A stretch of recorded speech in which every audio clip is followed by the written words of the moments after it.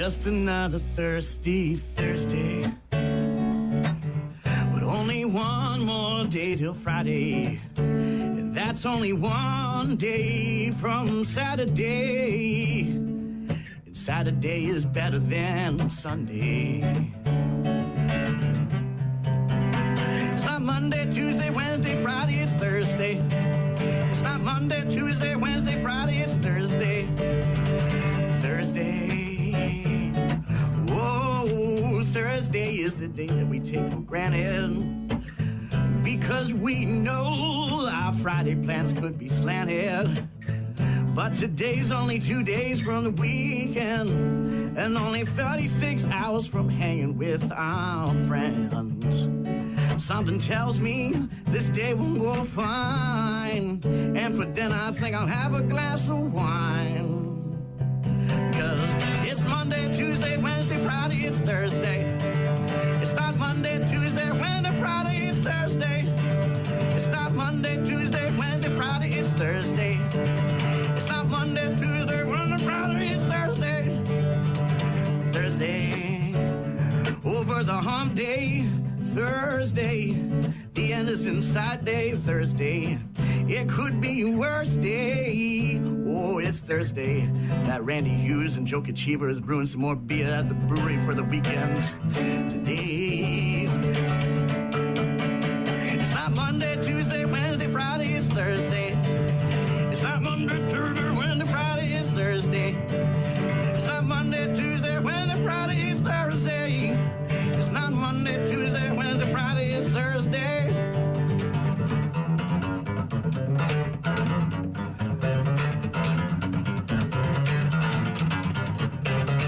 Yes, our good buddy Adam Palm and his version of the Thursday song on a Thursday morning.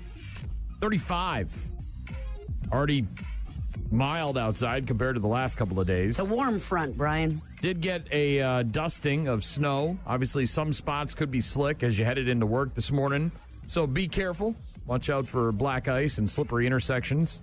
42 tomorrow, and then look out. Nosedive right off the top shelf onto the floor. 16 on Saturday, 0 on Sunday. That's called a deep freeze, Brian. It's on the way. Yeah.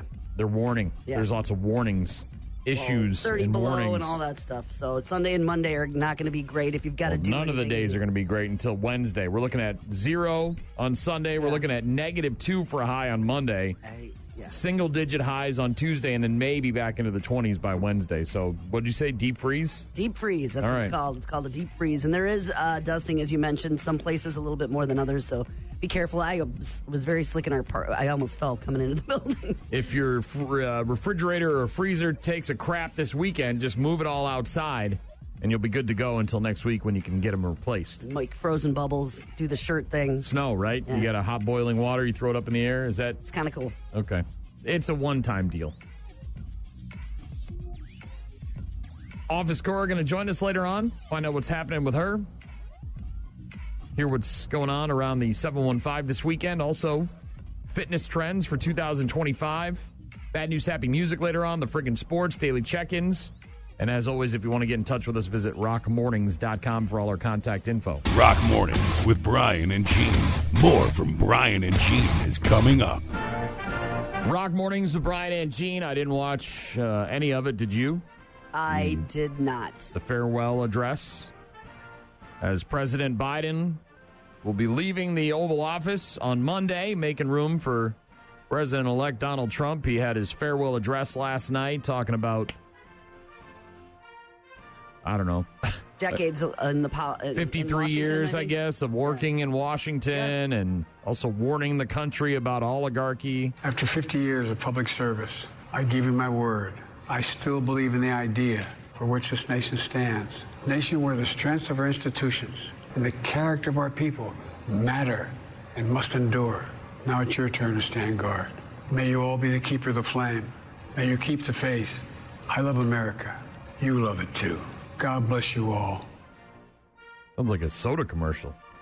I love America. You love it too. Or a beer, I guess. Beer commercial, yeah. Cheese commercial.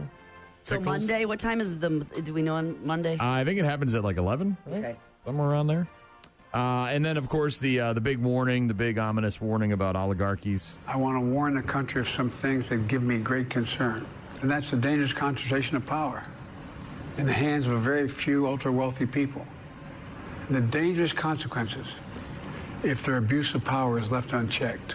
An oligarchy is taking shape in America of extreme wealth, power, and influence that literally threatens our entire democracy, our basic rights and freedoms, and a fair shot for everyone to get ahead.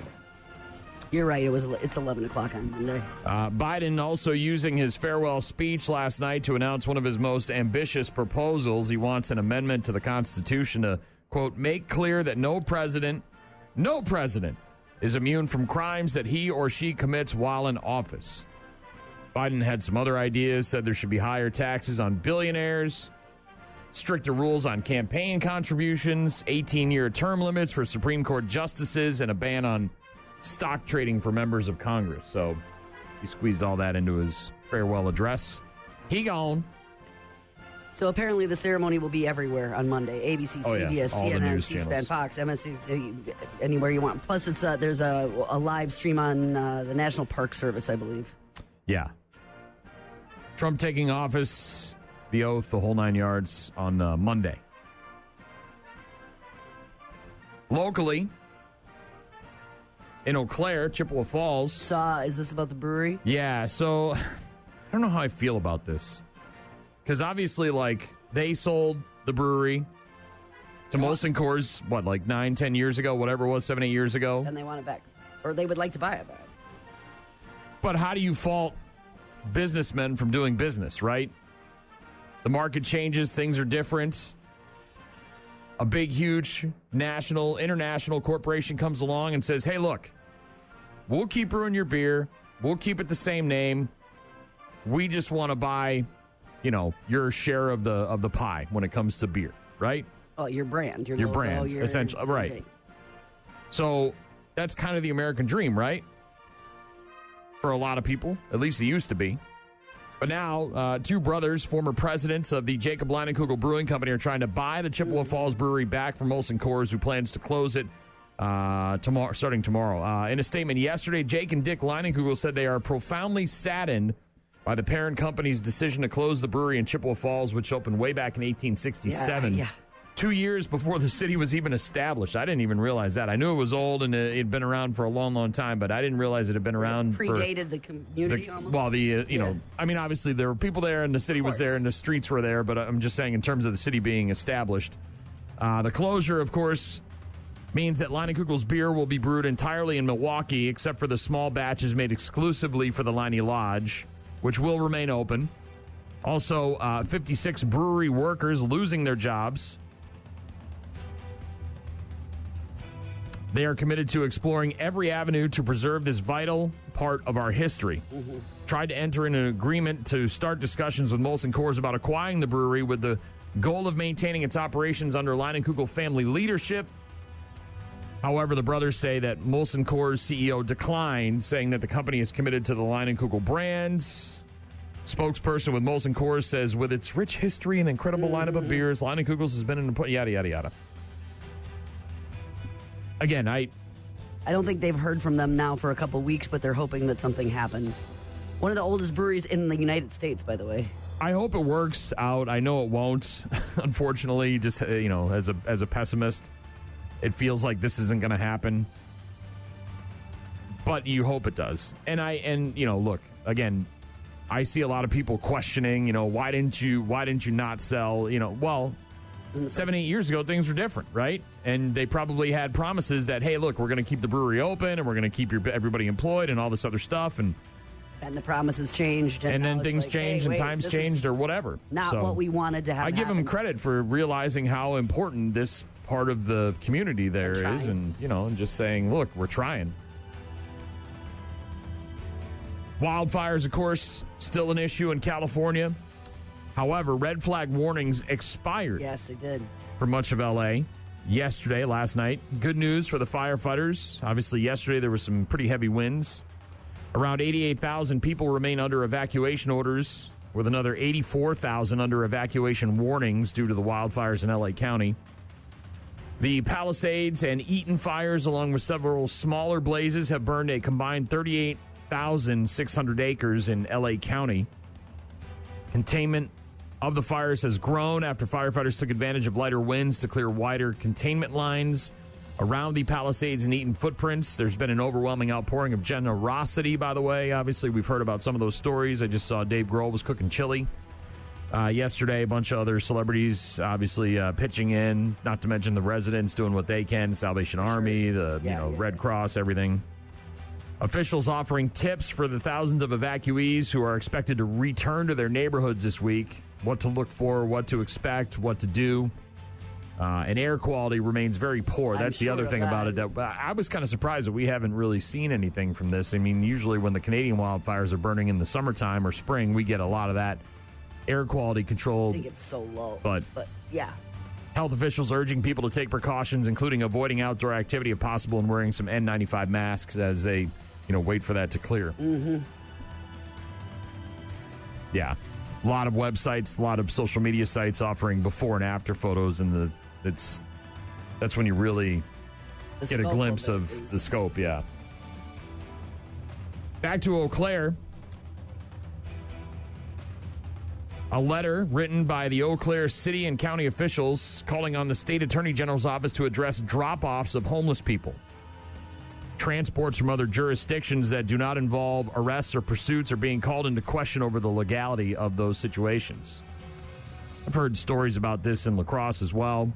Other municipalities in the area, when they get sick and tired of dealing with someone who may be homeless, they bring them to a larger community like La Crosse or Eau Claire that may have more resources and drop them off so they're no longer their problem.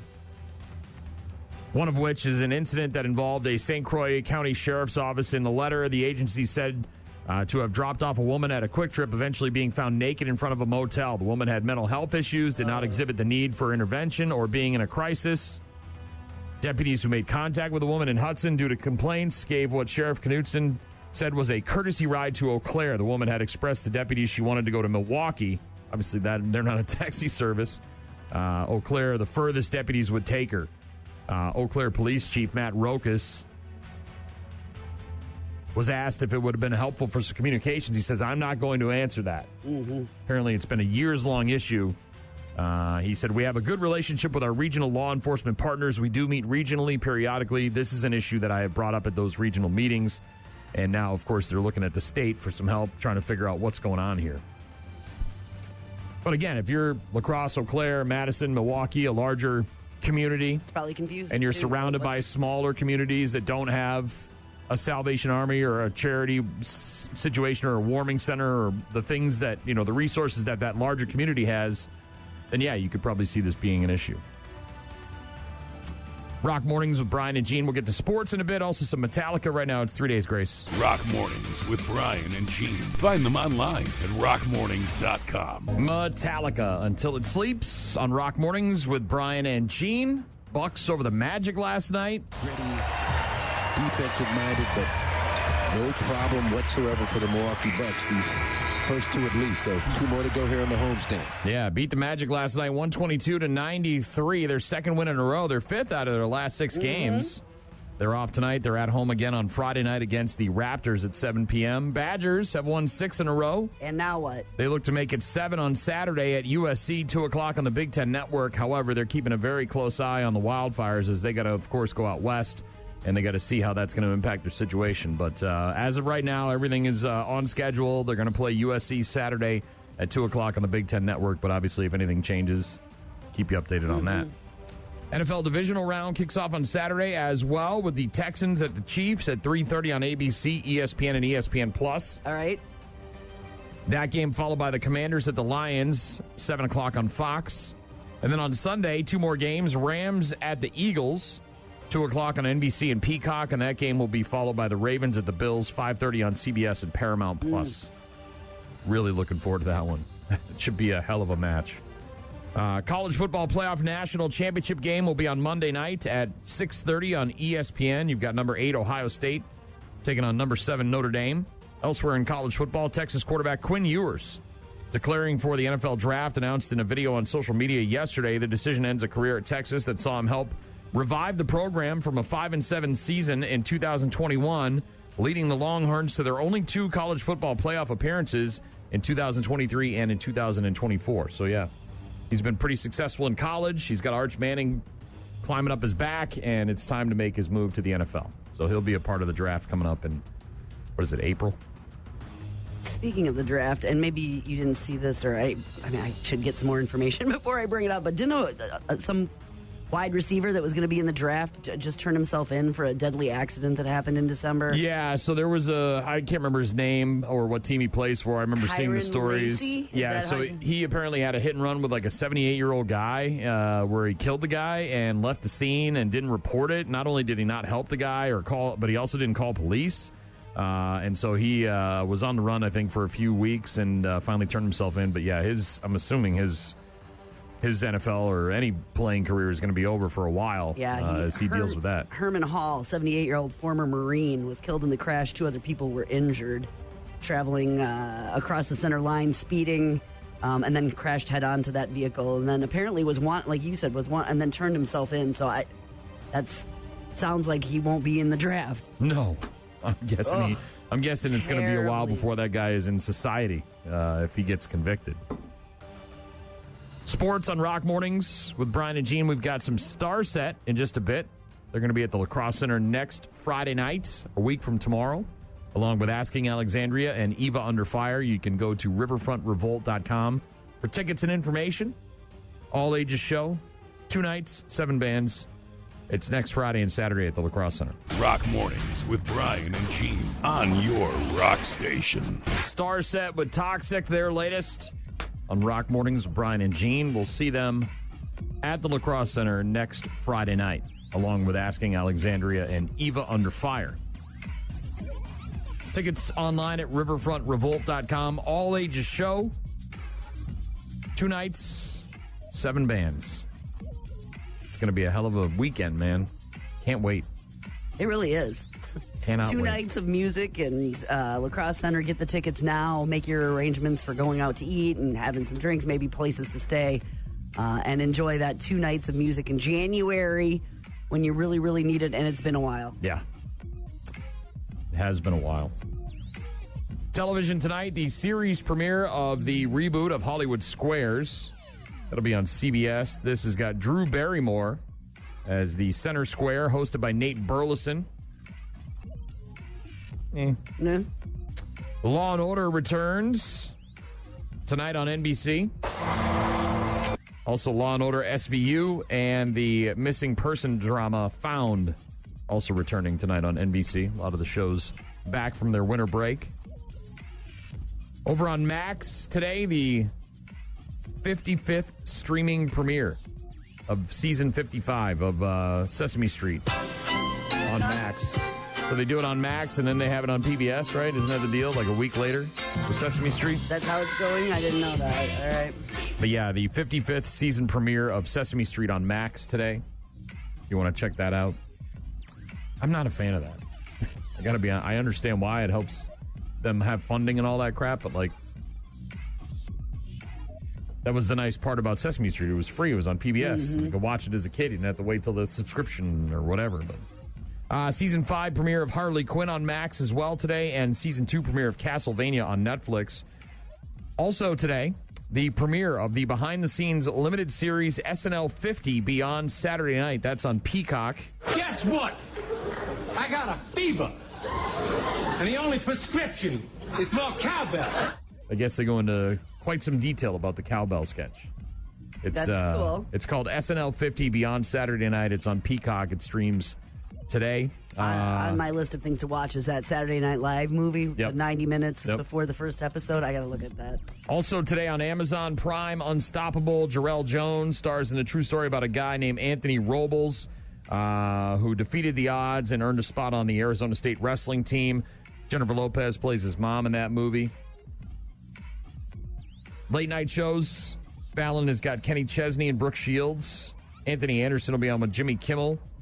Speaking of Jarrell Jerome from that movie Unstoppable, which is on Amazon Prime today, he'll be on with Stephen Colbert tonight. So will Kate Winslet. Jack, I want you to draw me like one of your French girls. Oh, Kate Winslet. Hello. wearing this. Only this. And Keke Palmer and Sarah Sherman will be on with Seth Meyers tonight. Go ahead. I was just going to say I finished up the last half hour of that Girls Gone Wild docu-series on, I think it was on Prime or Peacock or whatever. It wasn't all that riveting or... The conclusion was just there. It was the end. Yeah, I mean, he's a douche and a scumbag, and he's, living outside of the United States so he can avoid any kind of legal problems here in the country, but we'll see what happens with Trump in office. I started I was waiting. My daughter and I were going to watch a show, and I was waiting, so I was flipping through, and I started American Primeval. Oh, yeah, the one on Netflix, the miniseries, yeah. Wow. Okay. Buckle up. There was a battle last night that came kind of like a surprise. Okay. It wasn't, nobody planned for it. It was like an ambush. And it was like, whoa, I did not see that coming. Wife got home a little late last night, so we started watching Smile 2. We had wrapped up the first one and started watching the second one last night, but only got about, an hour into it before we went to bed. Hey, Star Set, by the way, did you see they announced a 2025 early acoustic tour? No. They're going to be... coffee shops? Kind of breweries and stuff, for real. That's They're cool. going to be in Green Bay at the Epic Event Center at the end of February, Chicago, St. Paul at the Urban Growler Brewing Company. I did see that Cake announced they're going to be at Surly. We're going to see him at the at Summerfest this year in June, late June, I think. And I'm very excited about that. But I did see, I think in May, they're going to be at Surly. Well, in March 3rd, they'll be in Madison at the Delta Beer Lab as well, and then they head out west. But cool. Star said announcing a acoustic tour at smaller locations, so those will be interesting tickets to get, I That'll think. be weird because they're not I they're not know. an acoustic, really known to be an acoustic band. I mean, they have such a visual Interesting. production that goes on. But you remember Sally Struthers, right? Yes. All in the Family, way back in the day. Mm-hmm. This tall. Those commercials in the 80s about, do you want to make more money? Do you want to make more money? Sure, we all do. Wasn't she the one that was trying to get you to send 17 cents to African kids in the 80s as well? For just 17 cents a day, you can feed and clothe one kid in Africa. Well, she apparently didn't like Betty White. Betty White, of course, Golden Girls. Speaking of hosting SNL. Beloved. Everyone seemed to love Betty White, especially towards the end of her life as she was getting closer to 100 years old. She kind of became this, Well, she was so... iconic figure. She rescued a lot of animals, She was funny and did things at her age that you didn't expect.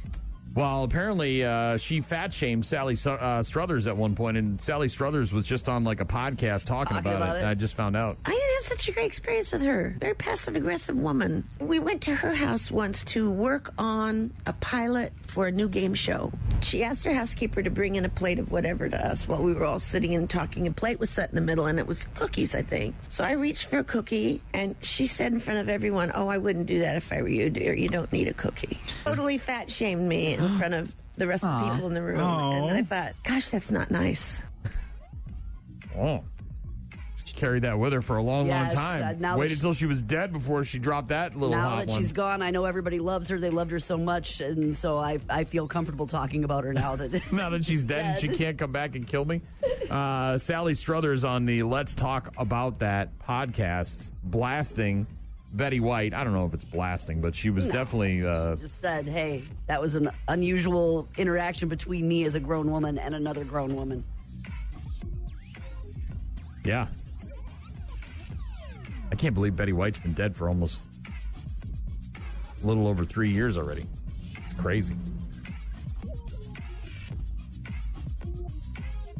Why you gotta shovel dirt on her grave, man? She's dead. That's all right. Let it go. So what? She told you not to eat a cookie about a dozen years ago. Well, get over it. She didn't. That's all she did was tell the story. She didn't. I know. Leave Betty White alone. Rock Mornings with Brian and Gene. Looking at 35 today with some clouds in the forecast. Might get into the 40s tomorrow, but then all of a sudden this weekend it's going to drop steadily down into the teens on Saturday and right around 0 on Sunday. Yeah, I'm taking advantage this afternoon, hopefully running some errands, getting gas in the car, going through the car wash. I've got a bunch of stuff to take care of, well, before it's 0. Right now it's either Rock Mornings with Brian and Gene on your rock station. That'll wake you up on a Thursday. Some Rancid, Ruby Soho on Rock Mornings with Brian and Gene. We'll get to some Days of the New a bit later on. I keep trying to get video of the puppy and the cat. Forming a relationship? Well, they're playing now. Mm-hmm. So I told you when we first got the dog, the cat wanted nothing to do with it. Of course. But the dog was like, oh my God, what the hell is this? So anytime the cat would come upstairs, the dog would start freaking out. And the cat would get pissed and just run downstairs. Well, now Mr. Cricket has realized he has the upper hand. Can bat at the dog with the claws and the paws. And jump up on things. Jump up on things to escape. And the dog's just goofy, right? It's a puppy. It just wants to play. It wants to chase. It wants to run. Wants to roll around, do that. You know, it's not trying to, like, eat the cat or injure it. But the cat, you know, Mr. Cricket is interested in goofing off a little bit, but gets tired of the dog. And then, so it's very funny to watch. But every time I grab the phone and go to videotape it, they stop playing. Mm-hmm. And I don't want to, like, have this stupid thing on for an hour while I'm trying to capture 10 seconds of action. They know you're trying to take pictures. I think so. It feels that way. Mm-hmm. But I've been trying. Also working on getting the dog. We got one more appointment at the end of the month for updated shots and all that stuff. And then got to get her into daycare. Got to get her somewhere where she... Like yesterday, it was, what was it, 25, 26 degrees? So you could go outside for a little bit, hang out and be in the backyard. I had to pick up dog poop, so I was out there and I let the dogs in the backyard, and she's just, laps, just running around me and just barking and getting the zoomies and the whole nine. And I'm just walking around picking up dog poop.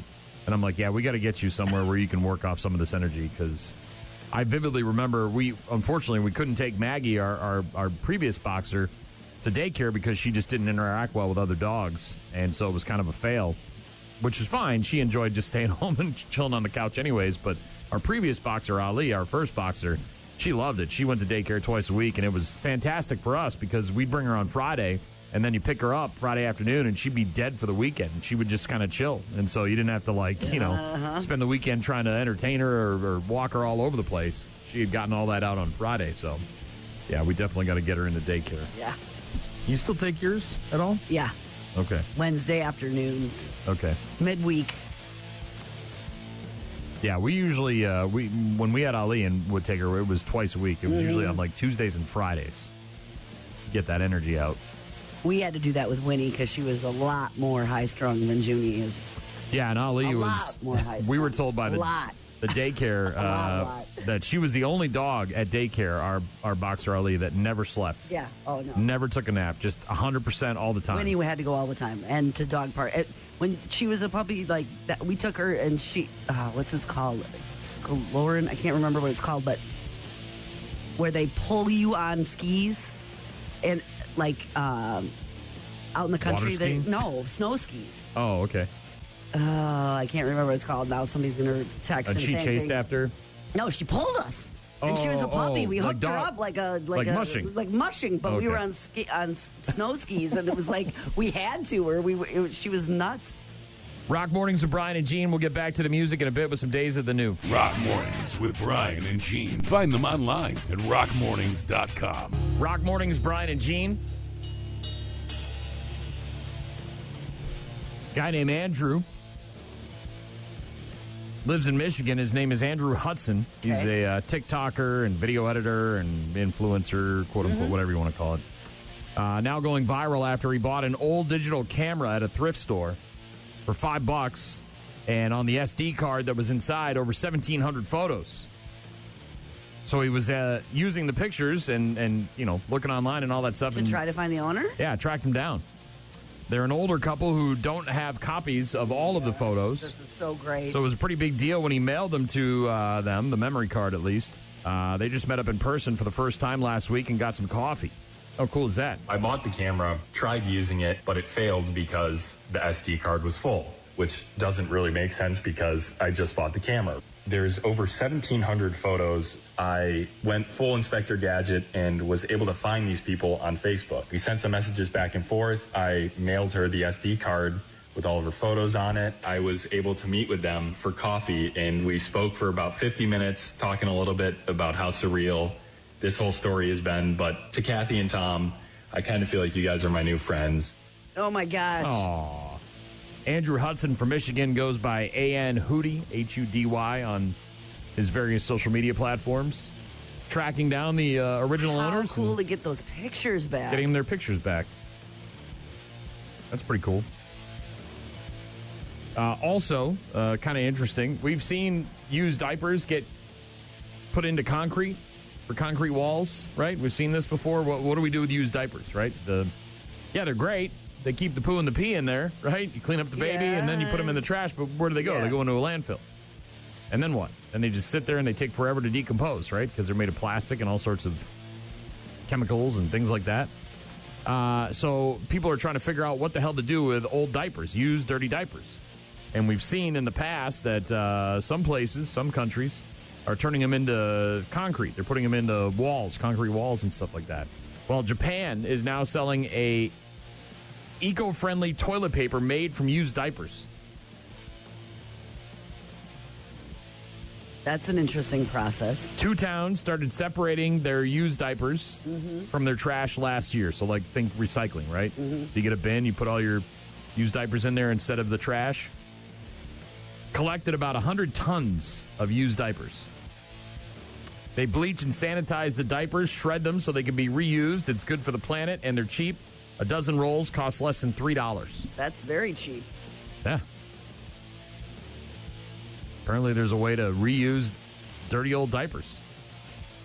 Not just in cement walls. Very interesting. Yeah. Eco-friendly toilet paper made from used diapers.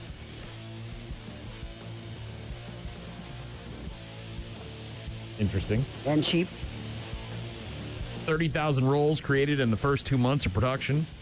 They're being called Shibushi Osaki rolls, currently sold at about $2.70 per dozen. Just in Japan, I'm assuming. Just locally there. The initiative could help diversify the ways to secure raw materials, especially as used paper supplies are expected to decline with the rise of paperless systems and a shrinking population. Obviously, a lot of people going with a bidet. I've been many places now where people are shooting water up their ass. I still have yet to use one. I feel like I don't want to do that at someone's house. Like if you had one installed at your own home, it would be fine. But if we were to go to a hotel, I might try it at a hotel. Like I don't even get what you're supposed to do. I think it will be self-explanatory. Well, I know you, but like, do you?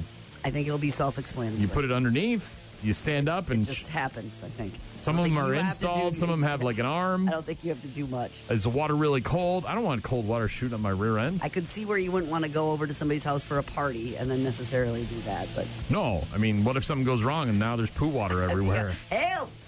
Yeah, no, I don't want that. No. But yeah, now these 2 cities in Japan coming together, finding a way to. Obviously, you're probably not going to be using a bidet on your baby. No. Every time they go to the bathroom.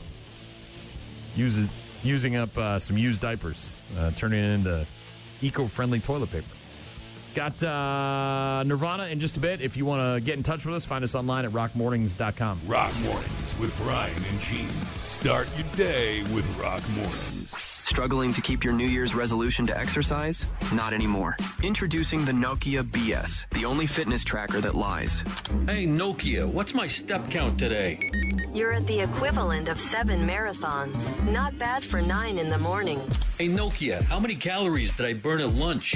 I lack the computational abilities to calculate. Even if I could, I'd be too distracted by your ripped physique. You remind me of Brad Pitt in Fight Club.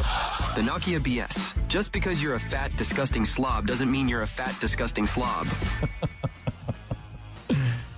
I think tomorrow is Ditch Your Resolutions Day. I think it's tomorrow. It's either tomorrow or someday next week, but studies show that less than 25% of people actually stay committed to their resolutions after 30 days, and only 8% accomplish them. And for the 75% that fall off, there you go, the Nokia BS. It'll just tell you what you want to hear. Mm-hmm. Looking good today. Old school. Looking real. Want to play good some today. Snake?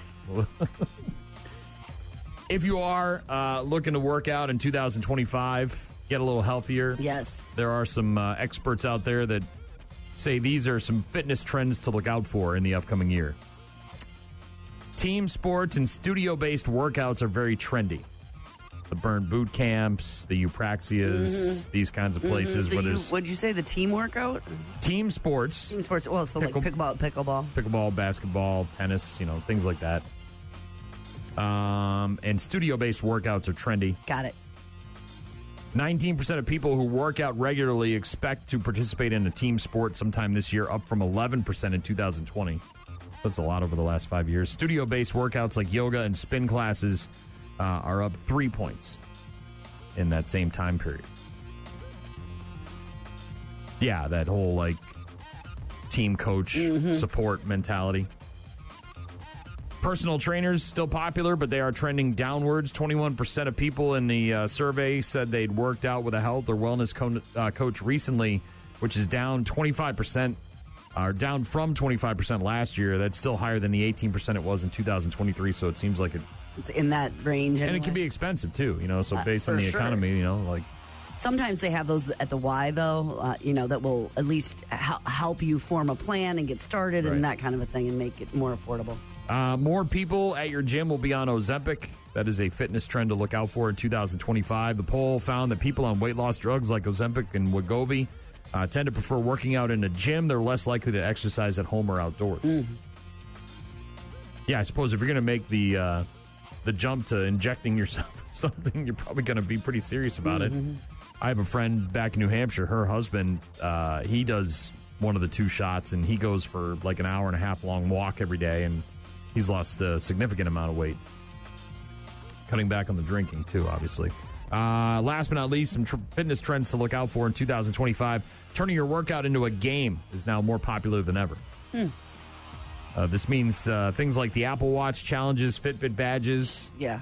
8% of people always gamify their workout, up from 6%. Another 16% said sometimes, which is up 4 points from last year.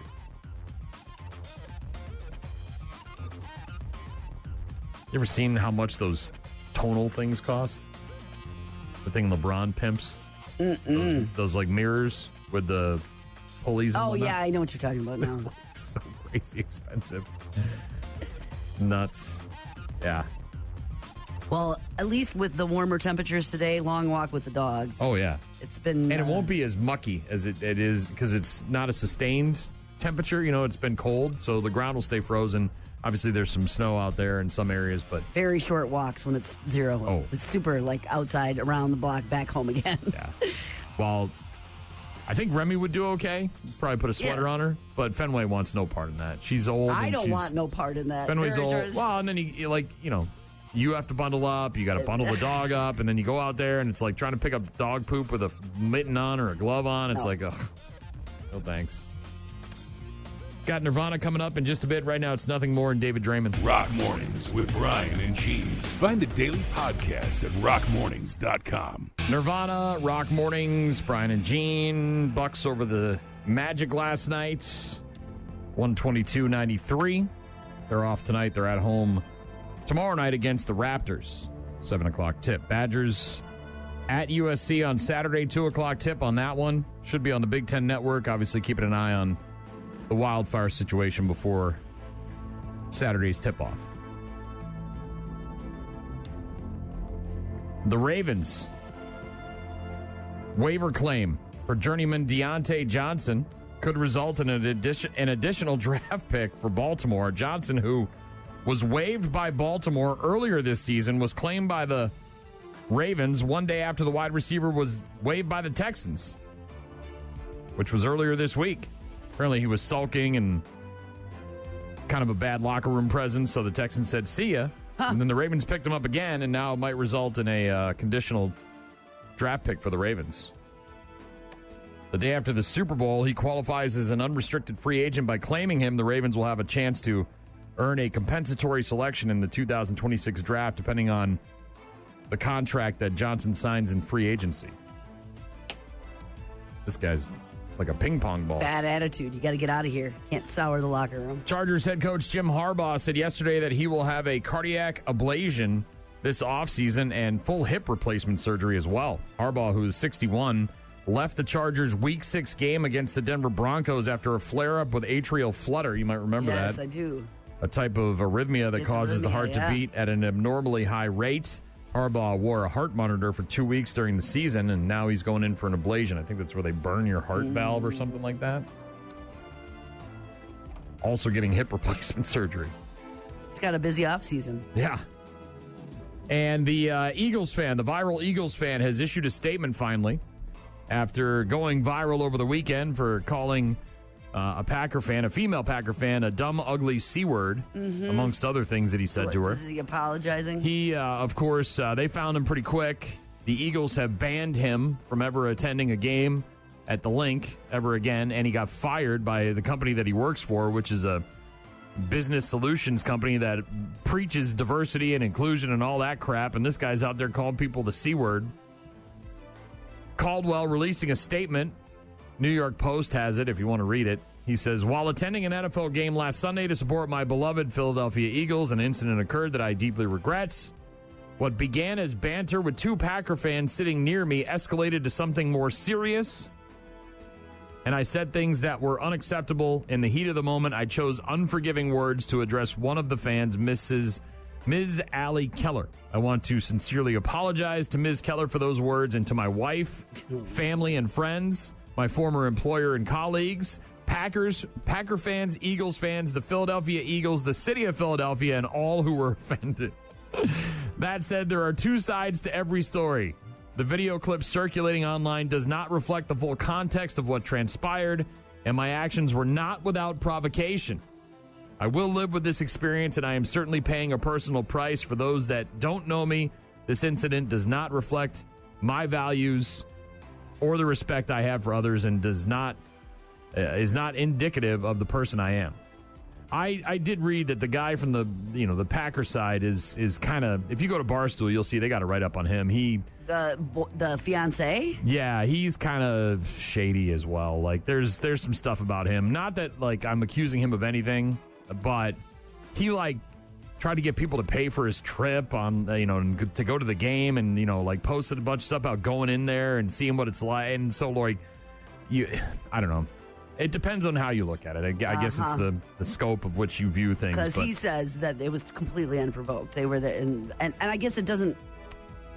I don't know how much. If they were just talking smack, like like you do at a football game, it's easy to see how that can escalate. But what that guy was saying was completely out of control. Yes, it was. Yes. Just regardless of provocation. Should have pulled out your phone and recorded the provocation then, Mr. Eagles fan. Well, no one else around then had any of the, you wonder why there wasn't some of that was caught on film. Too much film. We'll get to some sleep theory in a couple of minutes. And again, if you need something, rockmornings.com. Rock Mornings with Brian and Gene. Weekdays, 6 to 9. We all get a case of the Mondays sometimes. So, to chill out everyone's case of the Mondays, Coors Light is giving America a case of the Mondays for the worst Monday of the year. The Monday after the big game. A case of the Mondays has never sounded so chill. Sounds like someone's got a case of the Mondays. Coors Light got made fun of this week for an ad with a misspelling. What did they say? It was in print ads, and on a big screen in Times Square read Mountain Cold Refreshment, but they spelled it Refreshment. So the R and the E were backwards. Looks like the whole thing was a marketing stunt.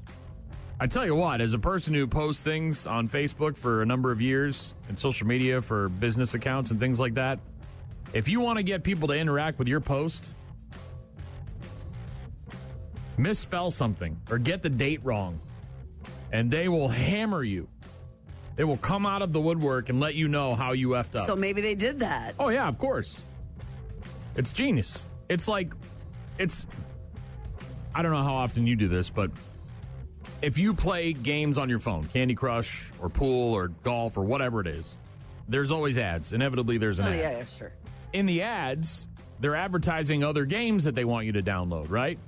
And in those games, they're showing you a screen where someone's playing it and they keep failing, and you're watching them fail, and you're like, you idiot. I could do better than that. It's genius. I could do that. It's the reverse mind trick, right? Yeah. It's the Jedi mind trick. So Coors Light is playing Jedi mind tricks on people, right?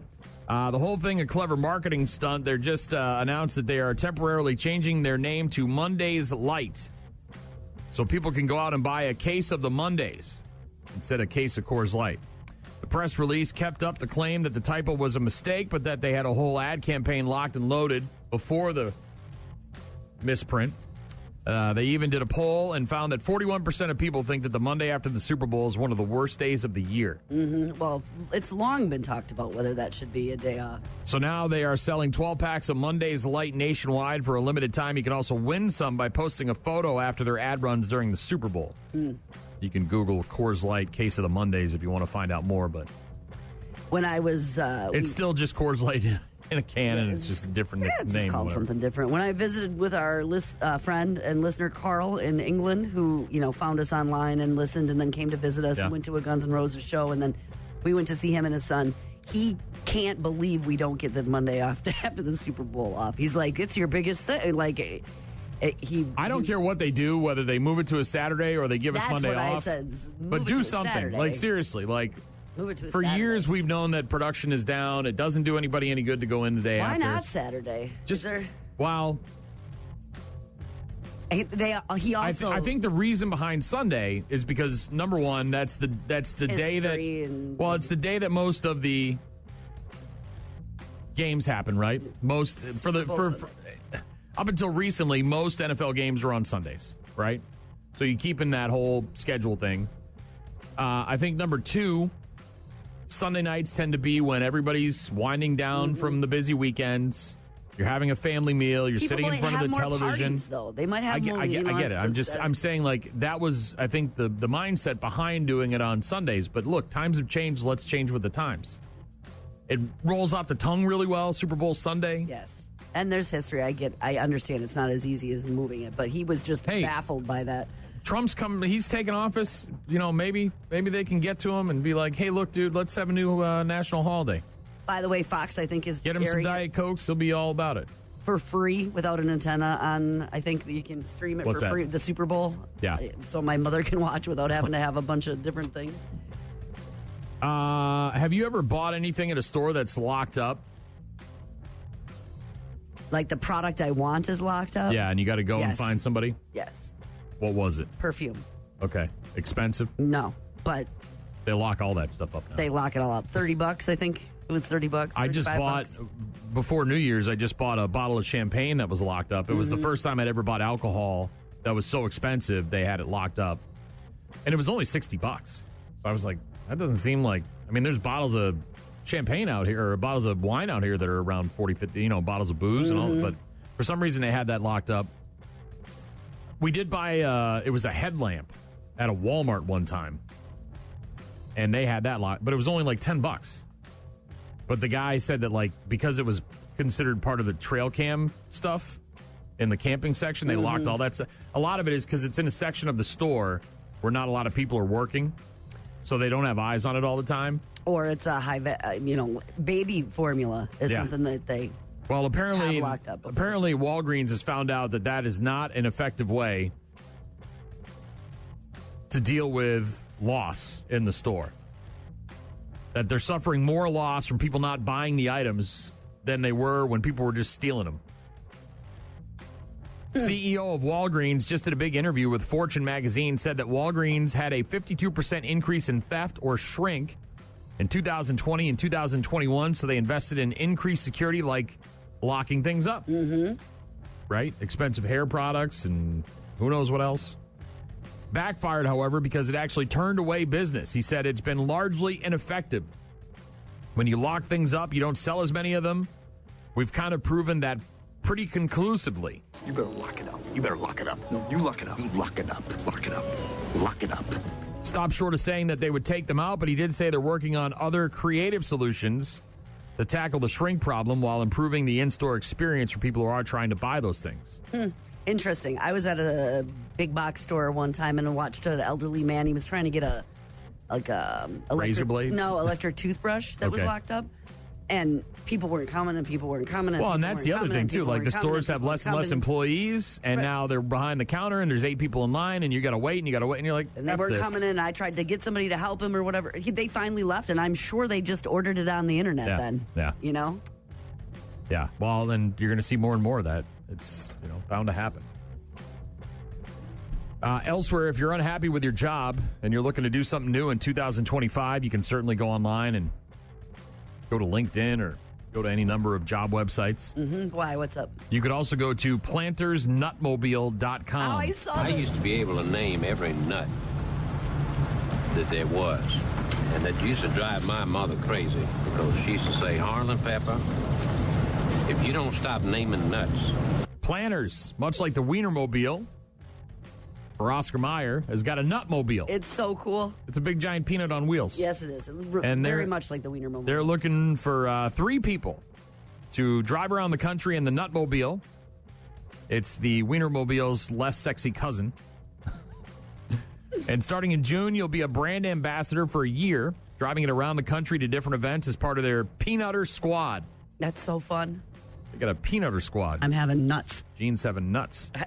You'll also manage event planning, pitch the brand to local media, and you'll occasionally dress up in a costume, which obviously is probably Mr. Peanut, the monocle, the hat, the cane, the whole 9 yards. Occasionally dress up? Occasionally. By the way, it's not bad starting pay. $45,000 for the year, plus you get benefits. See the country. Also a travel stipend. They don't say what that is, but give you money to travel around. Food. You can apply between now and Valentine's Day at plantersnutmobile.com. Anybody want a peanut? Yeah! $45,000. Mm-hmm. Drive around the nutmobile. Like I said, see the country. Yeah, never know. Meet some new friends. Never know what kind of shenanigans you can find yourself in driving the nutmobile.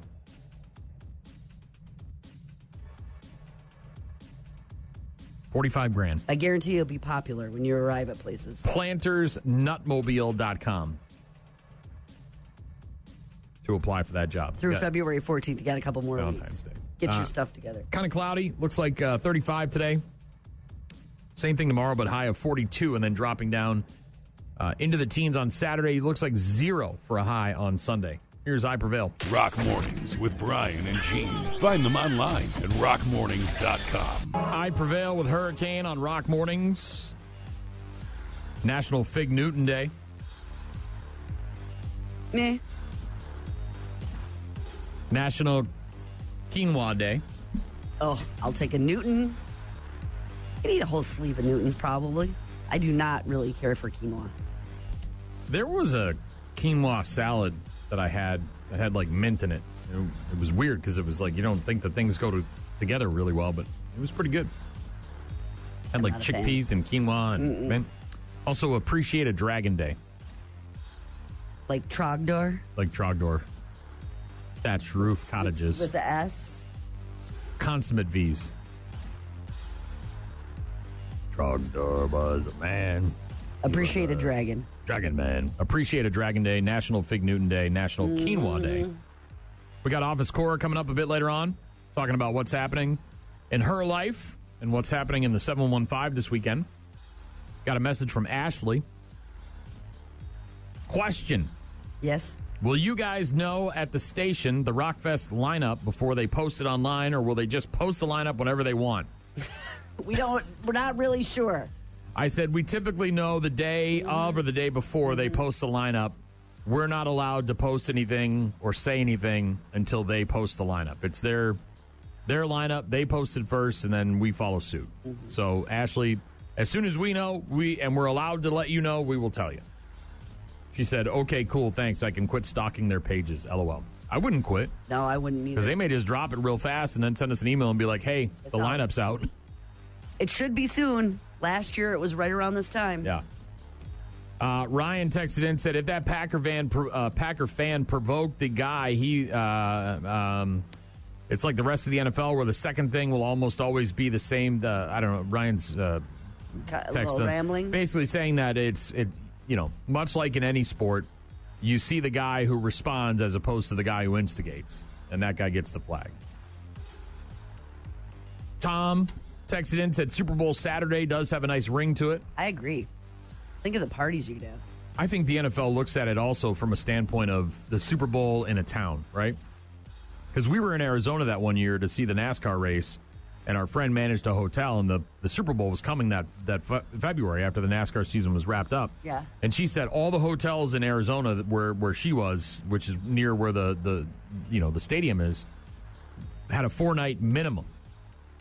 And so the hotels are raking in money, plus, they up their rates. Not to mention the food and the drinks, and, so, to move it to Saturday means you've got one less day. Or you move all your activities up, because don't they do Well, no, because you want people to come in on Friday, party on Saturday, and then the game on Sunday, and then they leave on Monday, right? So you want all of those days. And if you move it up to Saturday, you kind of miss that whole day, right? Yeah, just go earlier.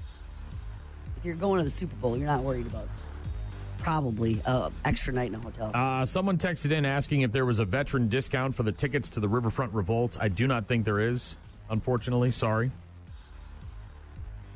Thank you, though, for your service. Appreciate it. But I don't believe there is a ticket discount for being a veteran. Radiohead in a bit. Office Cora coming up. And if you need something, get in touch with us, rockmornings.com. Rock Mornings with Brian and Gene. Weekdays from 6 a.m. until 9 a.m. Radiohead Creep on Rock Mornings with Brian and Gene. Sade, The Sweetest Taboo. Celebrating a birthday today. How old? I'd tell you if I could flip my page. 66. He's a smooth operator. Smooth operator. Sade. 66. Real name, Helen Folisade Adu. Sade. John Carpenter, the legendary director. Yep. Is 77. He directed some of the all-time classics, including Halloween, the 80s remake of The Thing, Christine, the original version of The Fog, the original Assault on Precinct 13, Big Trouble in Little China. This is Jack Burton in the Pork Chop Express, and I'm talking to whoever's listening out there.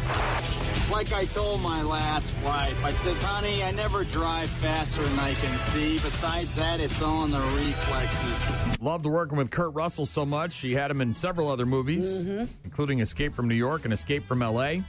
Also directed Rowdy Roddy Piper in the movie They Live. I have come here to chew bubblegum and kick ass. And I'm all out of bubblegum. Words of wisdom right there from Rowdy Roddy Piper. John Carpenter, the director, film director, 77 today. Happy birthday. On this day in 1972, the Dallas Cowboys beat the Miami Dolphins 24-3 to win Super Bowl VI. All right. Roger Staubach completed 12 of 19 passes for 119 yards and 2 TDs and was voted the game's MVP. Tickets, $15. Okay, they're going up. They've been going up ever since. How about them Cowboys? $15 to get into the Super Bowl. Of course, that was 53 years ago, but yeah. 1998, a little movie called Half Baked in theaters. Dave Chappelle, Bob Saget, marijuana, Jim Brewer. Scarface, no? F you, you're cool. I'm out. 2004, Along Came Polly in theaters, starring Ben Stiller and Philip Seymour Hoffman. Hey, Ruben, I'm in a situation here. We have to leave now. Well, no, can we stay a couple more minutes? But, dude, no. This is serious. I just sharted. I don't know what that means. I tried to fart and a little shit came out. I just sharted. I only mention that movie because that line kills me every time I hear it. 2009, Paul Blart Mall Cop made its way into theaters. Not terrible. Better than Mall Cop 2. Oh, yeah. There didn't need to be a sequel. The first I think they were so surprised the first one made money that they were like, well, let's throw some more pickles on the wall and see if they stick. 2014, Russell Johnson. Better known as the professor on Gilligan's Island. He died at the age of 89. 2018, Dave Holland, who was the drummer for Judas Priest, died at the age of 69. And Phil Spector died on this day in 2021 at the age of 81. So there you go. Some stuff that happened on this day, along with some birthdays. Got a text from James in Altoona. Wants to hear some Architects. Said his CD is scratched.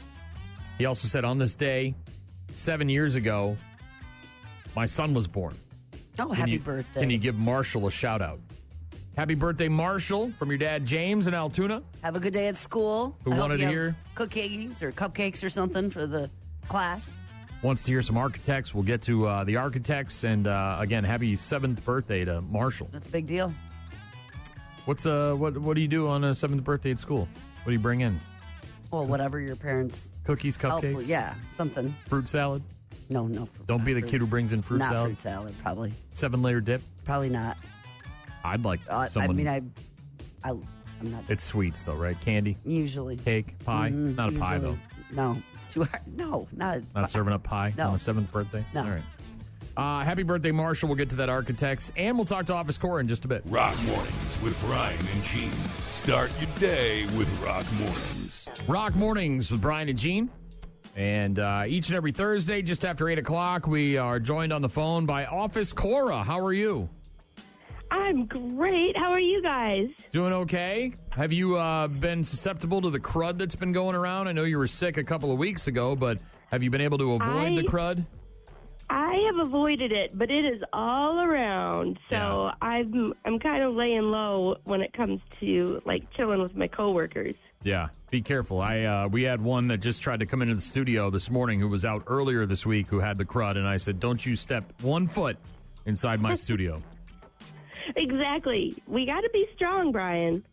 Yeah, thankfully I made a lot of mistakes early in life and slept with a lot of loose women, so my body has built up antibiotics and immunity to all sorts of diseases and sicknesses. So I'm good to go. It sounds like you're going to be out and being social and very busy the next couple nights. You mentioned about a show tonight and a show tomorrow night? Exactly. Tonight I'm going to the Mabel Painter in Menominee, and there's a show called The Great Dubois. It sounds very fancy, but it's like a 2-person high-energy circus show with stunts, contortion, magic. And these people, this couple, they were actually in the movie The Greatest Showman. So I'm excited to see that. Isn't that Hugh Jackman in that movie? Close and personal. Yeah, I love that. That's yes, Hugh Jackman, he was. right? So was Zac Efron, yeah. It's called The Great Dubois, and where is it at? The Great Dubois at the Mabel Painter in Menominee. And that's tonight? That is tonight. Does it run all weekend, tomorrow, or is it just a one-night only thing? It's just a one-night show. Okay, Great Dubois. And then tomorrow, I'm heading to the Pablo Center, and it's called Colin and Brad, and Yes. they're 2 guys from Whose Line Is It Anyway? Yeah, we actually So talked it's to, we interviewed Colin Mockery last week about his show. They're, did? yeah, so they're in, I want to say Milwaukee at the Pabst Theater tonight, and then tomorrow night they're at the Pablo, and it's sort of like Whose Line Is It Anyways, but with a live studio audience, and they bring Very people. interactive. Are you going to try to get up on stage and shout out some ideas?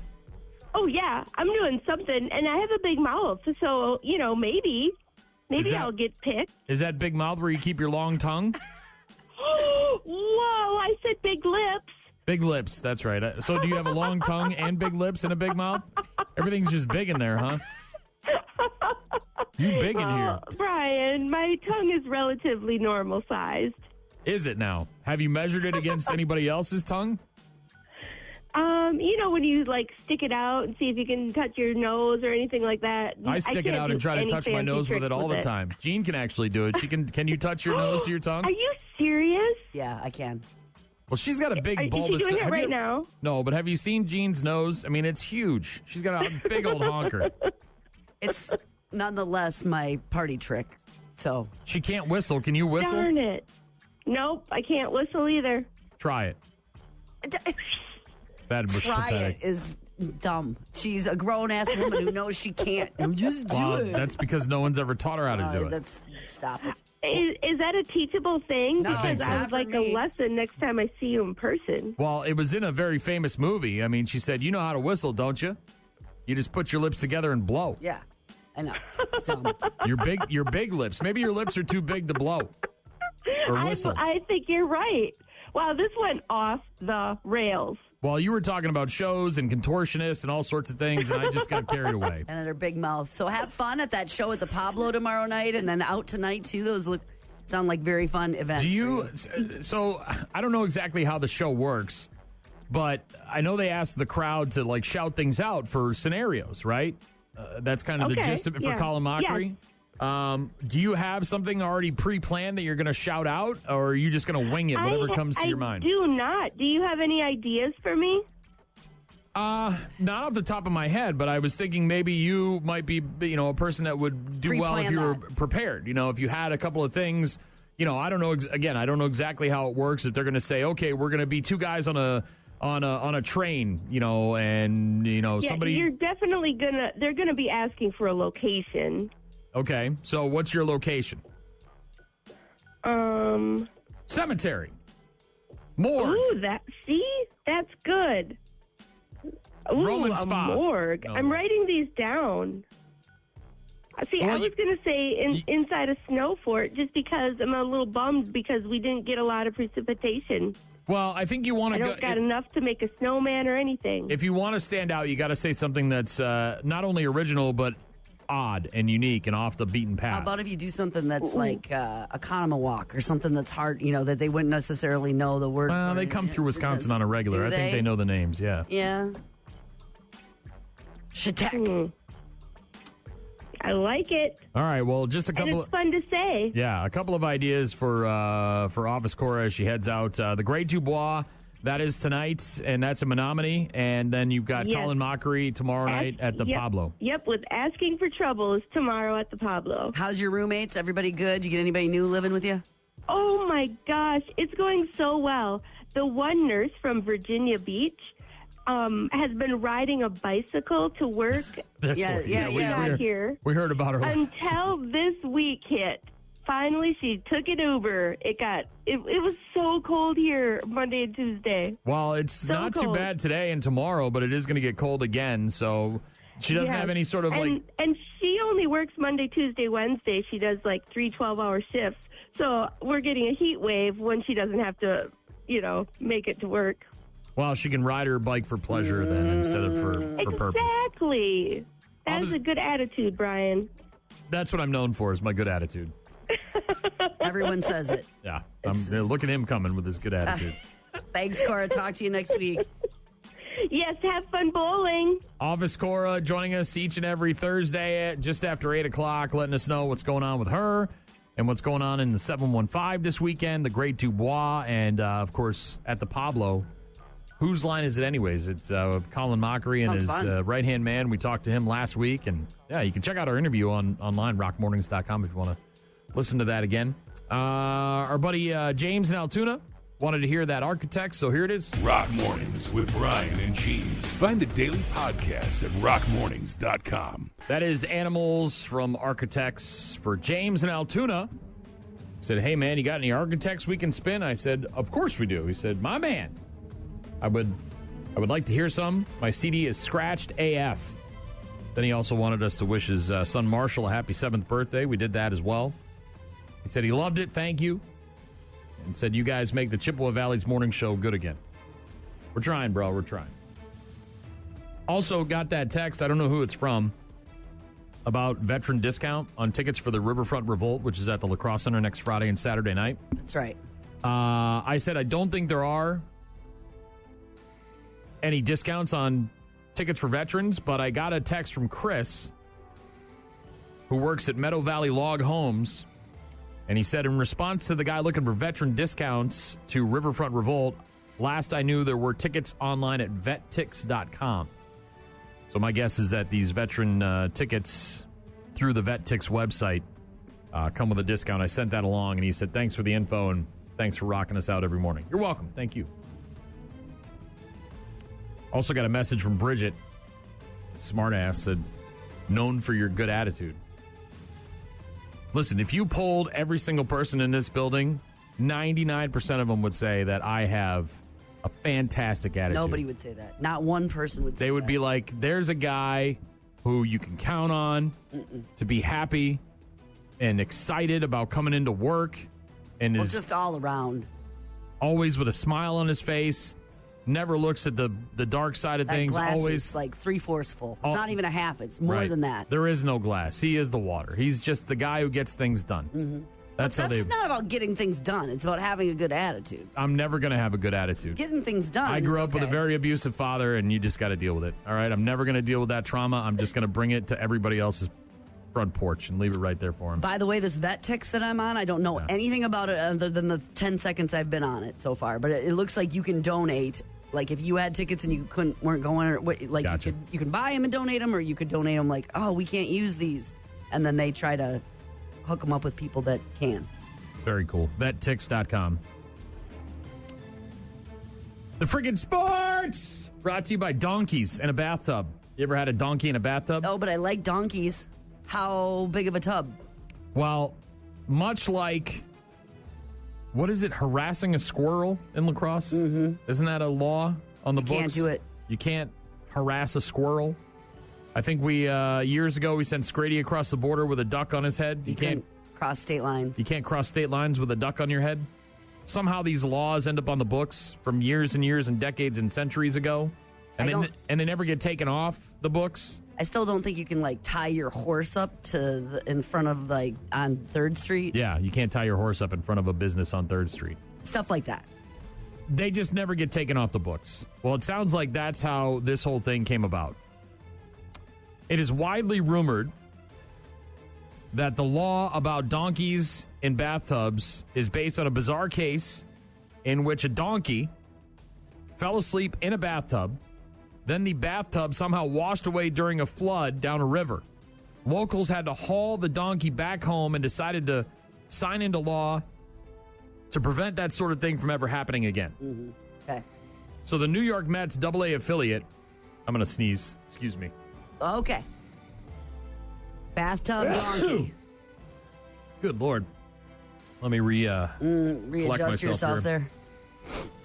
The New York Mets AA affiliate, the Binghamton Rumble Ponies, are changing their name for a couple of games in the upcoming season. The Rumble Ponies announced on Monday that they would adopt a new name, the Bathtub Donkeys, for 2 games this year in humorous reference to a New York state law relating to, you guessed it, donkeys in bathtubs. The Rumble Ponies will officially become the Bathtub Donkeys on June 28th when they play the Portland Sea Dogs, and July 30th against the Harrisburg Senators.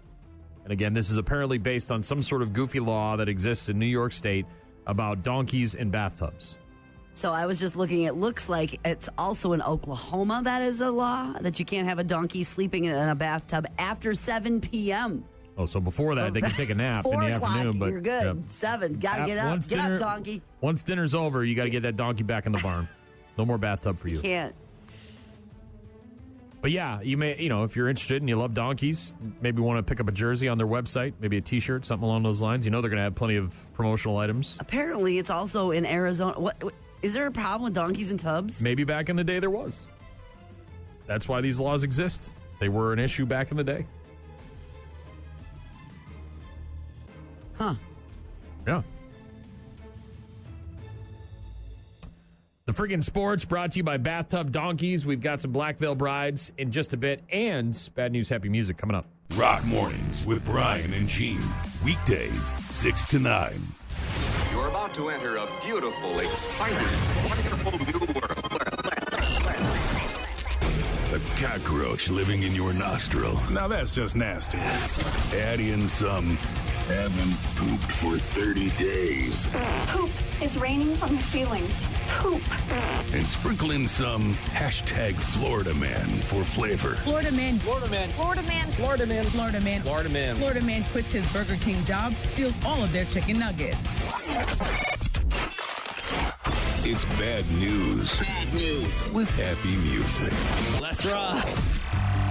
This happened in Indonesia, and I don't know if they were underwater or they just have really bad cell phones or maybe their internet connection isn't very good, but the audio on it's not quality. Okay. However, the video is very funny. A woman in Indonesia going viral after she got her nose ring stuck in the back of an office chair. What?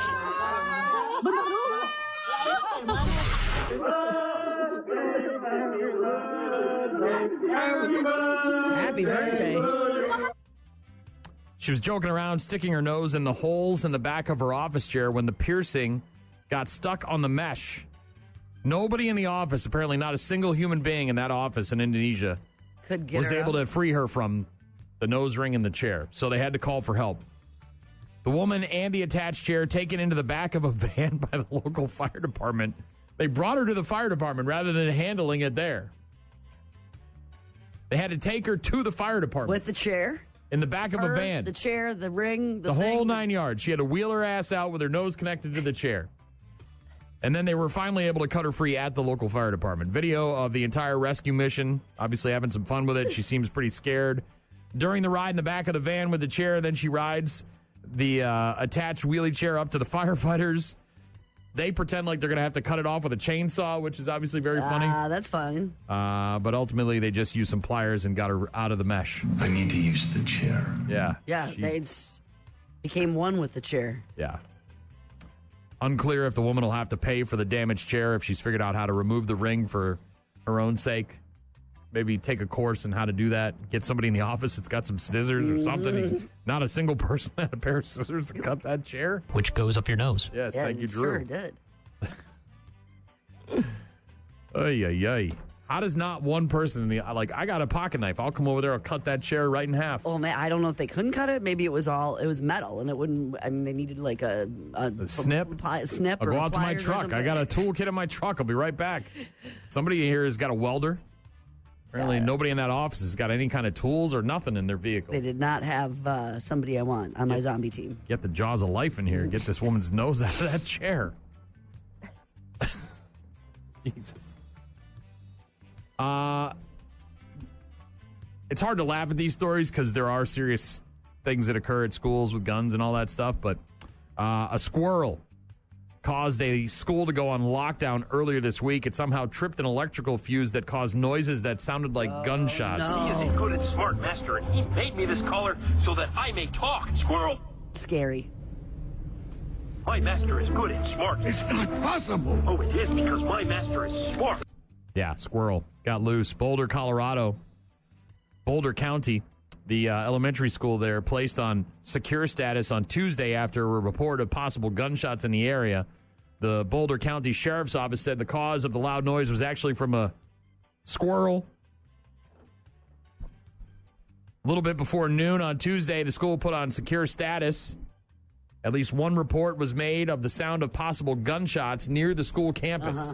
Sure. Well, it sounds like a popping noise, and you just automatically are going to think that's it. A little bit before 1 o'clock, the Boulder County Sheriff's Office said that an employee from XL Energy alerted them that a squirrel had likely tripped an electrical fuse, which caused the loud noises. School taken off of secure status and all operations returned to normal. Not the first time, apparently, a squirrel has caused a commotion. Back in 2022, a squirrel in Larimer County was electrocuted, sparking a small brush fire near Fort Collins. And going way, way back, another squirrel caused a massive power outage in Denver in 2016. These squirrels are a menace. Maybe we should be harassing them. Goddamn squirrels. Pop, pop, pop. Mm-hmm. Here's a lady who, I don't know why the hell she's complaining. Went up to Burger King to get some delicious chicken fries.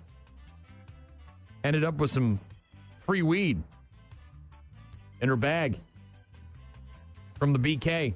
And somehow that's something you complain about. Not quite sure what the deal is. Went to Burger King tonight. Got my kids some chicken fries. This bag came. If you look down in there, you can see some residue. She got her chicken fries. Chicken fries with the side of, do you see that? You can't say that on here. Mary Jane from Burger King. Jana Michelle on TikTok, who goes by Jana Bama, apparently went to a Burger King to get some chicken fries. Ended up with a little bit of weed. Extra. She got something extra. In her BK bag. Mm-hmm. I don't know why you're so upset. So that was the code word to the employee working in the drive-thru. It was like I need some chicken fries, and then that's how the transaction went down. Maybe that's what it was. Maybe she wasn't the one that it was meant for. BK, have it your way. Woman in Ohio said her order of chicken fries from BK came with several buds of marijuana. Mm-hmm.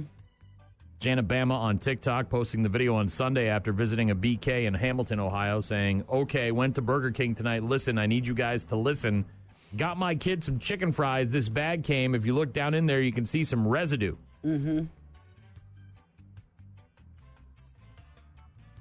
More than 1 million views on the video on TikTok. Miller Management, the company that manages the Burger King location, said they are very disappointed to learn of the incident and do not take incidents that put our guests in danger lightly. Danger? What kind of effing danger are you in from some weed? Bitch, it's weed. Well, and the food was for her kid, so she handed it right back there right away. The kid got some delicious chicken fries and mom got a joint. Oh, no. Apparently the employee got fired. Well, that's what I'm saying. That, what are you doing putting your weed in a bag? Unless it was supposed to be going to Greg. Greg was supposed to order the chicken fries, and that's how we were going to do this thing tonight. Like extra anchovies. She shows up and Can't ruins buy me the whole love. thing. Yeah, Ronnie Miller. Not Ronnie Miller, but Patrick Dempsey shows up with the extra anchovies and then bangs your wife. We've heard this story before, and it probably won't be the last time we hear something like this, but a 12-year-old boy. What was the kid? 8 years old, got in grandma's car, they went to get some ice cream or something, went to McDonald's. I don't think this kid was going to get some ice cream or Mickey D's. Was he running away or something? Maybe, but 12 years old, Michigan boy, went 100 miles behind the wheel of a stolen SUV. 100 miles? Yeah. Grand Traverse County Sheriff's deputies at about 4:15 in the morning on Sunday contacted their counterparts in Clare County, asking them to be on the lookout for a 2000 Chevy Blazer. SUV had reportedly been stolen by its owner, who said his 12-year-old son had taken it. The boy's parents had been tracking his or the vehicle's progress south. We had a heads up that he was coming into our county. Our deputy happened to be in a good position to intercept the young man, pulled right over, driven the vehicle about 100 miles. No passengers. Did confiscate a 12-gauge pump-action shotgun with several rounds of ammunition and a small amount of weed in the car. Jeez, okay. That's... No indication the boy intended to use the firearm. Lieutenant added it's not known where the boy was heading, only that he was unhappy at home. So, yeah, this kid running so he away. takes weed and a gun and a car and takes off? One time I was on crutches and I ran away and I brought a big-ass hunting knife because you never know when you're going to encounter somebody in the woods. Jeez, that kid. 100 miles. Deputies held the boy in custody until his parents arrived to pick him up. Oofta.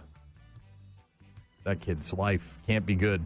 You're 12 years old and you're stealing your parents' SUV and you're running away with a shotgun and some weed. Yeah, I can't imagine his home life is all that. Sounds pretty bad. I'm not sure where this is. This is in Florida. Brigantine ring camera, leading police to the arrest of a babysitter who passed out drunk while the toddler in her custody was left home and got out. Police called to the unspecified residence at about 12:30 in the afternoon on Monday by a neighbor who found the kid outside the toddler's residence without supervision. Child's father called the neighbor after seeing the child leave the home on his Ring camera.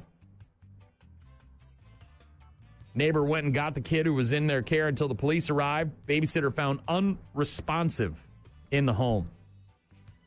The woman, 35. The babysitter was 35 years old? Not some 17-year-old kid. Oh.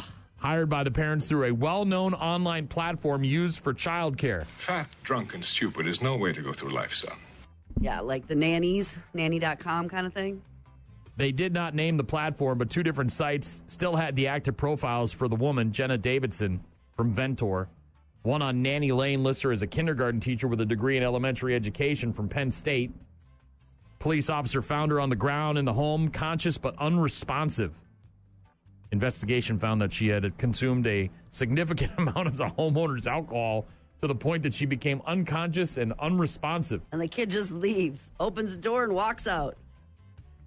Empty bottle of tequila that the father said was not empty earlier. She just downed the whole bottle. Man, that kid must be terrible. You got to down a whole bottle of tequila just to deal with this one toddler. Oofta. Officers found alcohol in a mug on the counter and an empty plastic shot bottle inside of her bag as well. She was taken to the hospital. Father came to the scene and immediately from work. Yeah, I got to get home and Yes, I do. my toddler. He's walking around. She's walking around. She was charged with second-degree endangering the welfare of a child, released on summons. Does not appear to have a criminal history, so maybe this is just a one-off. I'm not that intoxicated. Oh, man, you're you very much were. passed out on the floor. Tequila was a bad choice. Tequila was a bad choice. And last but not least, I got to be honest, I kind of feel for this guy. I don't know if I would ram my car into somebody else's vehicle over high beams, but there are some cars out there. I'm tired of it. Remember earlier this week talking about being sick and tired of things? Yeah, I'm tired of these lights. They're too damn bright. Well, I think that they are too damn bright. Again, when we were with Carl, he had a rental car that he had gotten for the day to take us around and see places, and it became funny because on the way back for 2 hours, every single person flipped him his, you got your high beam, and he didn't. The lights are so bright, and he, and then he'd flip him the high beams. It's crazy. Every single car for 2 hours. We just couldn't stop laughing about it. Are we seeing a reduction in accidents because the lights are so bright? So bright.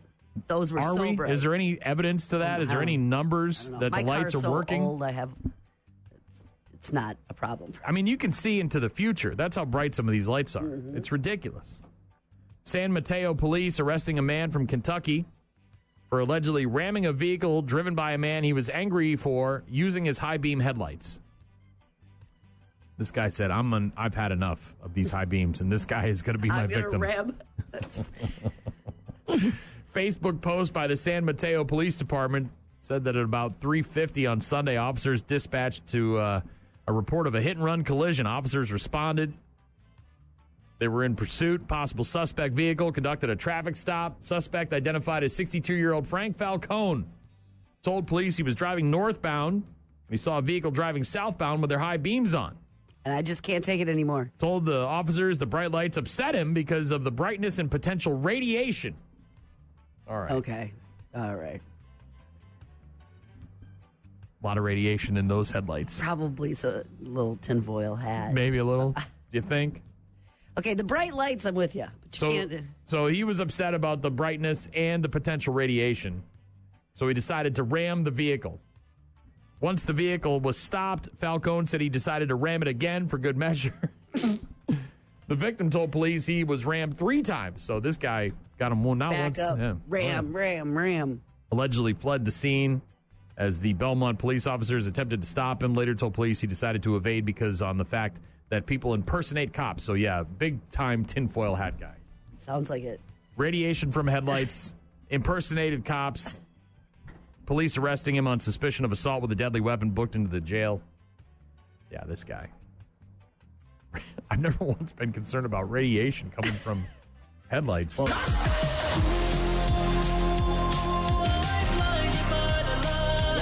I'm worried about getting blinded, maybe not being able to see for a couple minutes. Not so much with the radiation. So you afraid he's going to turn into the Hulk? He wouldn't like me when I'm angry? I think he was angry. You don't ram another vehicle 3 times if you're not a little angry. That's the first thing I'm doing when the world comes to an end. I'm putting somebody in a ditch. I've always wanted to do it.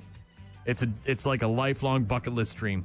I don't know if they got at the Speedway, you can go and you can race a car around the Speedway. They'll let you take you can jump off of a bridge. So if you took just a junker car and put it at the edge of the thing. You can go to a thing in upper Minnesota, like northern Minnesota. They got the thing with the construction vehicles, and you can go up there and do all sorts of crazy stuff. Dig holes and Arnold does that raffle with the tank where you can drive his tank. Yeah, that I know it's small potatoes compared to all that stuff. Purposeful accident, is that what you mean? It would have to be legitimate. Like, it can't be like a setup. I want it to be like a real person who pisses me off. No, it can't be like that. I don't want to kill him. I just want to put him in the ditch. What if it's just an auto car? There's no person. Doesn't have the same gravitas. I know it doesn't, but because the car doesn't know. The car is just a stupid robot. That's the way it's going to have to. But if it's somebody in the car that's driving that should know better and get out of my way. No one's going to offer that experience. Put them in the ditch. Maybe they will. But that's why you have to wait till the end of the world, right? When things are finally coming to an end, meteor's coming, somebody's on the road, they're not getting out of the way. I'm headed to the store, I'm trying to get some lottery tickets, whatever. World's coming to an end, trying to get that one jackpot. And this old lady won't get out of my way, just right into the ditch. Right into the ditch. That would be a bucket list item. Good attitude, like we talked about earlier. Do you know how much better I'd feel after that? Oh, my God. Bad news, happy music. Rock Mornings with Brian and Gene. Find them online at rockmornings.com. Call. Hello. Email. I tried emailing you. Text. So many ways to check in with us. Check. We rely on you guys for traffic updates, requests, and all sorts of other stuff. Check this out. Rockmornings.com. Visit the website for all our contact info. Listen to the show live. Check out the daily podcast. Subscribe. Give it a like. All that crap. Register to win date night. We'll give that away tomorrow. Eau Claire and La Crosse. 2 winners. One, you're going for pizza and you're going to movies for both places. Text from Ryan about the Packer fan and the Eagles fan who apparently issued a statement apologizing but saying it was not without provocation.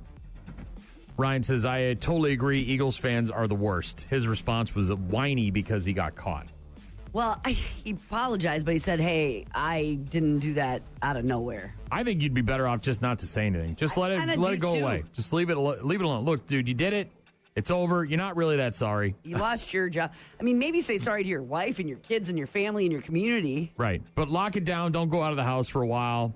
You know, eventually we'll get enamored with something else. You know what I mean? It won't take long. It will not Some take girl long. some drunk chick on the street in Tennessee will hawk to her, and you'll be back at it again, man. Tom texted in and said, Super Bowl Saturday does have a nice ring to it. I agree. I don't care. Whatever happens. I'd rather have the Monday off because it would just be nice to have another day off of work. But got a text from Plow Guy in Eau Claire. Said, Rockfest lineup is out. It's disappointing. Sent in an image, and it was one that I saw on Facebook yesterday. And look, I don't believe anything until Rockfest posts a lineup. These things are so easy to make. I could have one made for you in 10 minutes. And I'm not even good at Photoshop. You know, I get it. I mean, I saw that legit, but you gotta wait for. I saw that on Facebook yesterday. It was on a Rockfest fans Facebook page. They took it down. They're deleting any post that anybody makes. Yeah. We're just look. It'll happen, and when it does, then we'll share it. I get it, but we're all amped up. We're excited. We can't wait. We're salivating here. He said he wants to hear some Godsmack this morning. I'll try to get to that. Had a text about the discount on tickets for the Riverfront Revolts. Chris texted in right after and said, Chris from Meadow Valley Log Homes, in response to the guy looking for a veteran discount. Last I knew, there were tickets on vettix.com. You went and checked it out, and I got a text from our buddy Steve, who's a Marine veteran. And he said, I signed up for that VetTix group. If you request tickets and do receive them, there is no cost to the veteran for the tickets. That's what I was saying. You can donate to that. It appears I didn't do a lot of looking under the hood, as you know, with charities. I wasn't sure exactly. So I haven't dug around a lot, but it does look like you can, donate and they can purchase tickets, or you can actually just donate tickets and they'll find somebody that wants to go. Steve says sometimes they're in a lottery draw depending on the size and demand of the event and how many tickets they have available. Most of the ones I've seen available for events at the La Crosse Center, you simply request them and they'll have them at will call for you. So, yeah, so if you're a military veteran or an active service member it might be a good resource every now and again. You want to save a few bucks, you can go to vettix.com and you can sign up and maybe you can get some free tickets for that show. Right. And hopefully, if you do join us, you spend a few bucks on some beers. Well, and, for instance, Metallica in Nashville might be harder to come by, and you might be in a lottery system. So I'm saying for vets to try to get those tickets might be harder to come by. Randy also texted in and said, good morning. I heard a mention of VetTix on the broadcast, missed the context of why. Again, that was what happened. We had someone asking about a discount and then several people recommending VetTix. You can donate money, donate tickets, other ways to contribute. You'll find all the information there. Our buddy Jim, who's over in Kuwait, just sent us a text. A very good text. What's the big text? Finally, some good news. My retirement packet went through. I will be retired June 1st. Finally, 22 years in the military. Jim's coming home, hopefully, from Kuwait, and will be retired on June 1st from the military. Thank you so much for your service. Congratulations. Appreciate it, bud. Wow. Thanks for all the correspondence. Very good to hear from you guys. Have a great rest of your Thursday. We will talk to you tomorrow.